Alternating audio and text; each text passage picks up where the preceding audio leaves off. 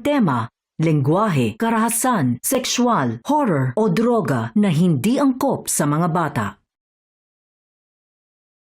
At sa gitna ng lahat, umaasa na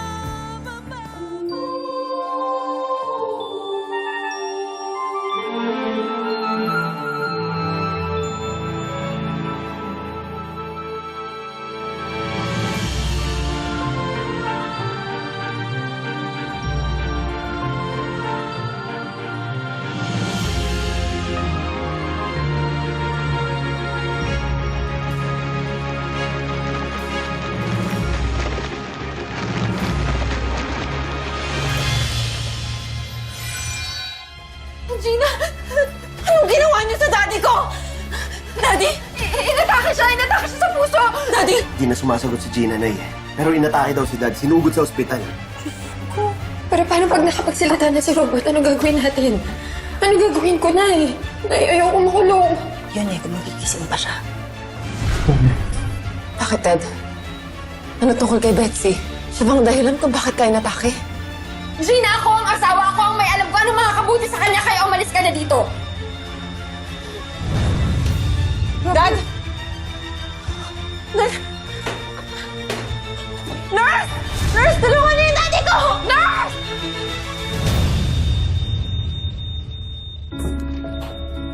Please, please. Ma'am, hanggang dito lang po muna kayo. Dad! Check vitals. Heart rate 205, SpO2 98 at 5 LPM, nasal cannula, RR26. Administer 1 dose Epistat. Dad, narinig mo ako. Dad, lumaban ka, ha?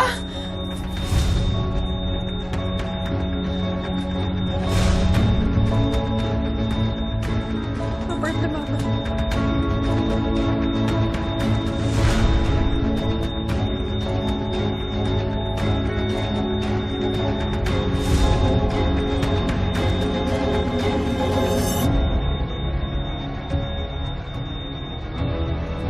One dose of epinephrine given.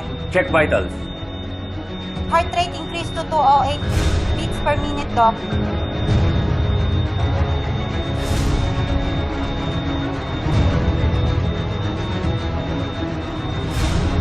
Robert. Ba't lumaban ka, Robert? Daddy, lumaban ka.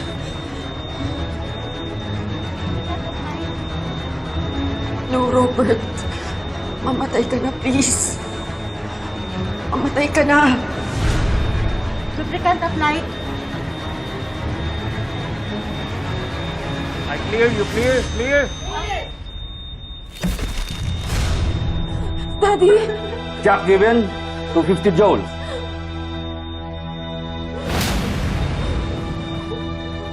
Heart rate 78, SpO2 97, RR20. Okay. Doc, is my dad okay? He's stable for now, but we have to transfer him to CCU for close monitoring. Excuse me, ladies. Okay, thank you. Thank you, Doc. Uisip talaga. Thank you po.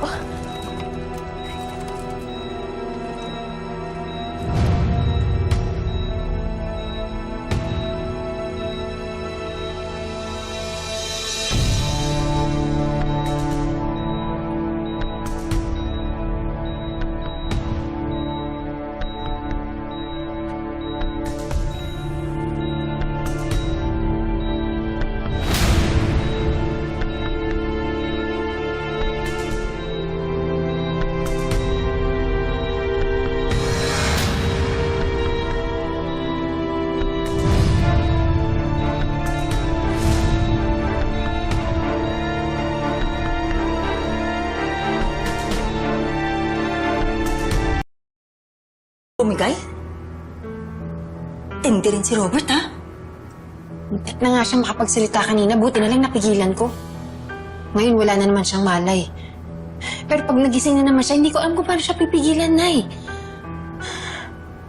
Maliban na lang kung...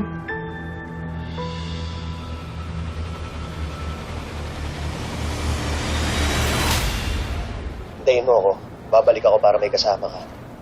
Hindi na, mahal. Just stay there. Bantayan mo na lang si Mindy. Kaya ko na dito. Ako na bahala dito. Huwag kang mawawala ng pag-asa, mahal ko. Kapit lang. Nandito lang ako. I love you. I love you too.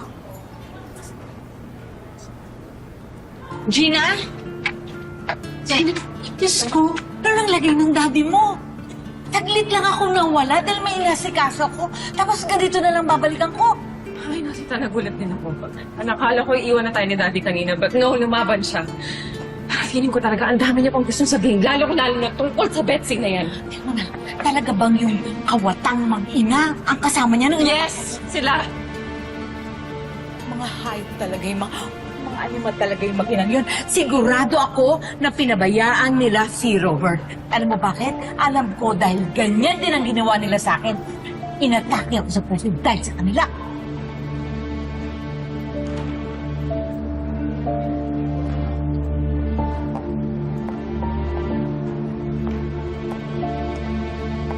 Ako, kayo mga...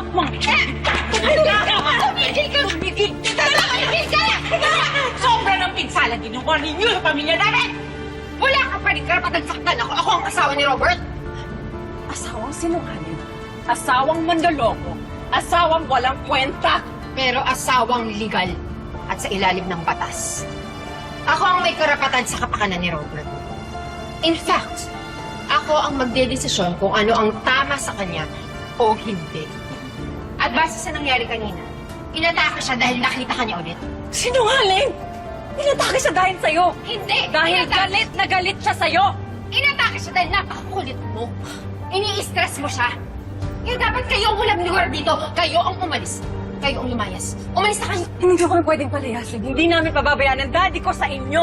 Eh wala nga kayong karapatan, di ba? Hindi kayo ang asawa. Kaya pwede ba lumayas na kayo? Layas! Excuse me, I'm Mr. Bernabe, the hospital administrator. May pinarating sa akin si Mr. Rodriguez ang kanyang concern regarding the situation with her husband. Yes, sir. I'm Robert Rodriguez's daughter and his sister. We're the immediate family, sir. I understand, pero mukhang di kayo magkasundo. Kailangan ng pasyente ng katahimikan, pati ng buong hospital. Kaya naman nagkakagulo dahil sa kanila. Kung gusto niyo ng katahimikan, dapat sila ang umalis dito. Ano ka, Reddit? Ang mukha mo, wala kang karapatan. On the other hand, dahil si Mrs. Rodriguez ang legal na asawa ng daddy niyo, she has all the rights. Ang desisyon ng asawa siyang masusunod sa mga ganitong sitwasyon. At ang desisyon ko, bawal kayo dumalaw. Umalis na kayo! Layas! Umalis na kayo! Kami ang may tunay na malasakit kay Robert. Hindi itong babae ito! Bakit ito kinakampihan ninyo? Ma'am, wala pa kami kinakampihan. Yun na ayon sa batas na aming sinusunod. Kaya pasensya na po. Oh, narinig nyo? Eh, ano ba yung natin nyo? Kalat-karin nyo na sila paalis. Sige na! Para na po. Huwag ka lang, hindi niyo pwedeng gawin to. Napabalikan kita, hindi ka magtatagumpay, Betsy. Narinig mo ako. Kahit balikan mo ako, hindi mo mababago ang batas. Ako ang may karapatan kayo. Ako lang. Tara na, ma'am. Bitawan mo ako. I can walk on my own.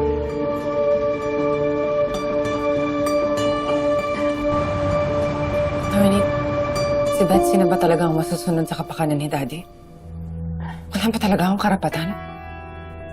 Gina, sa ilalim ng batas, ang asawa ang unang kinikilala bilang legal representative ng pasyente kapag incapacitated. Kaya sa ngayon, si Betsy talaga yung primary authority sa medical decisions ni Robert. So wala na akong magagawa?